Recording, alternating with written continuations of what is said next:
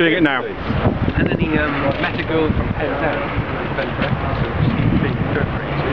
Well, as promised, I said that at 3 o'clock today I would tear up my TV licence, which I have here. I might add that I'm not only tearing up my TV licence, but I've actually cancelled the direct debit for it. I was on a payment scheme. I've cancelled the direct debit for it. I might tell you why, and I regret that it's come to this, but it is my contention that the BBC are not fit for purpose for the people of Cornwall, that it continually fails to acknowledge that in accordance with the Royal Commission in 1973 into the Constitution, which was ultimately chaired by Lord Kilbrandon, that Cornwall is a duchy and not a county, which the BBC keeps telling us that it is, and that causing vexation amongst many of its listeners, it repeatedly refers to Cornwall as a county, that the BBC fails to use the word Celtic when Cornwall is a Celtic nation, like our brethren in Wales, Scotland and so on, that the BBC pays only lip service to Cernuic, the Celtic language of Cornwall, that during the general election the BBC spent £30,000 on a party, a cocktail party, to entertain its own faded stars in celebration of an election. £30,000 of licence payers' money, that the BBC fails to accord proper airtime to Cornish political matters, despite giving full coverage to the British National Party, an extreme right-wing and fascist party, that during the general election campaign, the BBC's Vote Now show, broadcast on the 13th of April, referred to the Cornish political party manifesto and the Cornish people as pasty-munching Jethro fans, a phrase which would not be accepted were it to apply to any other national or ethnic minority. That complaints have similarly been made following the King report into the BBC by people, licence payers in Scotland and Wales, concerning the lack of relevant broadcast coverage in those countries. That many correspondents have written to the BBC to inform them that no mention is made of our unique Celtic culture, and presenters appear to go out of their way to describe Cornwall as an English region when there's no reason for it, that the BBC constantly mispronounces or anglicises Cornish place names, as recently as last week, when on a main BBC broadcast we heard that European money was being allocated to the development of an industrial estate in Madrid called Trelly, which in fact we know as Trelay, that we've had numerous complaints from overseas listeners, indeed from the Australian Cornish societies, that up to 5 years ago Cornish associations overseas were contacted regularly for comments and to help with programmes about the Cornish diaspora, and that contact faded out 4 to 5 years ago. We have a complaint from one listener that the election pages on the BBC included a link to a Northern Irish one-man political party, the traditional Unionist Voice, where the member is a chap called Jim McAllister, but that our own local parties in Cornwall were not covered anywhere, and the fact that one of our Cornish parties, Maybe in Curnow, of which I'm not a member but a supporter, stood for all seats in Cornwall and received more votes than Labour in the European election, but received minimal coverage on the BBC. That the BBC constantly refers to Maybe in Curnow as a local party, when in fact it is the Party of Cornwall.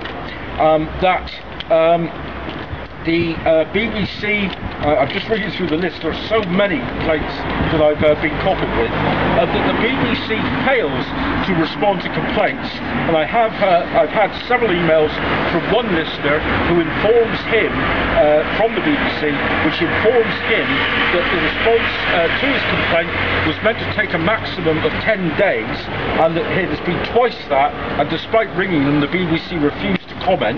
That despite being paid for by licence payers' money and subject of the Freedom of Information Act as a public authority.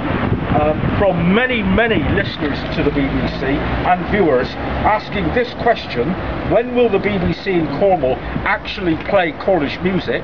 And I might say over the past 2 weeks I have seen 10 Cornish individual performers, bands and groups, spoken to each and every one of them.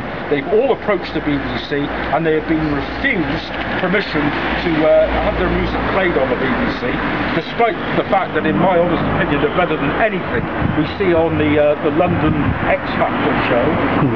That any fictional BBC programme set in Cornwall employs people from outside of Cornwall with terrible attempts at Cornish accents, which make the Cornish people appear thick, when in fact there are plenty of good Cornish actors, and I can concur with that because I'm part of a theatre group where there are Cornish-born actors who are refused access to the BBC.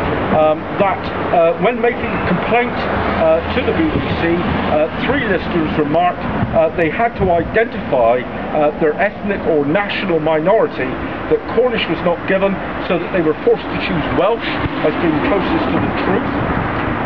From another Cornish licence payer, I have made a brief complaint via the BBC website. I pointed out that our party in Cornwall are standing in all 6 Cornish seats, and we are given virtually no news coverage. Several complaints concerning Anne Robinson, whose racist comments against the Welsh go unchallenged, whilst Carol Thatcher and Robert Kilroy-Silk had their TV careers ended by saying rather less about other ethnic groups. That continued references made by presenters and newscasters of the BBC to Britain or the United Kingdom as the nation, when Britain is not a singular nation, it is a state, union or kingdom, and such references conflate and insidiously misrepresent the multinational makeup, English, Scottish, Welsh, Irish, Cornish, of the citizenship of the United Kingdom.